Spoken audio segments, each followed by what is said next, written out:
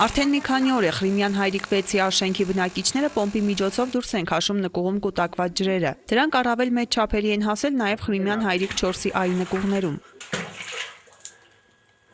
Մերօրյա Վենետիկ հիշեցնող այս տարածքներն իրականում չեն կարող ծառայել իրենց նպատակներին։ Մտնելն անհնար է, ասում են բնակիչները։ Վադալազի շորը պետք որ մտնել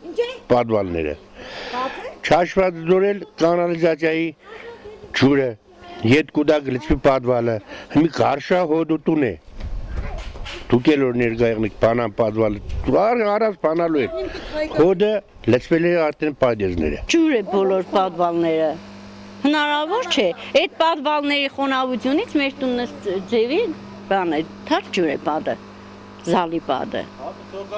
Հնարավոր չէ այսպես ապրել։ Բացի այն, որ նկուղները կլոր տարի ողողված են ջրերով եւ չեն կարող օգտագործվել որպես այդպիսին, ջրերը հետզհետե խարխլում են շենքերի հիմքերը։ Ութական մուտքերով բնակելիներն այս վիճակում են հայտնվել դեռևս շահագործման հանձնվելու առաջին օրվանից։ Խորհրդային տարիներին կառուցված եւ 90-ականների վերջերին վերանորոգված ու շահագործման հանձնված շենքերն, ինչպես բնակիչներն են ասում, դատապարտված էին ի սկզբանե։ Մենք այդքան գիտնականներ ունենք, երկնքից աստղեր իջեցնող, նույժերը հնար չկա, որ այս արտեզյան ջրերի լուծումը գտնին։ Մեղք են երեխեքը։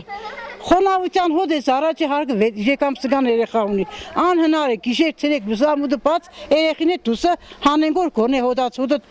երեխեն չշնչի։ Զանգել ենք համատերություն, զանգել ենք թեժքից, ջրմուղ, ոչ մեկը ոչ մի օգնություն ցույց չտա։ Մեկը մեկի վրա կծամինա գրբանները հլստեն։ Անցած տարի Շիրակ ջրմուղ կոյուղու աշխատակիցներն են եկել, հոսող ջրից նմուշ վերցրել ու մի քանի օրից պատասխանել, թե շենքի տակով արտեզյան ջրեր են հոսում ու իրենք ոչինչ անել չեն կարող։ Արտեզյան ջրերն այս պահին էլ մի կողմից լցվում են, մյուս կողմից հեռացվում, ու խնդիրն այդպես էլ մնում է չլուծված։ Ինչ բդերնի չդենք։ Հովը դերնի չդենք։ Երկրաշարժից բրձանք, մստեղ չպետք է բրձանենք։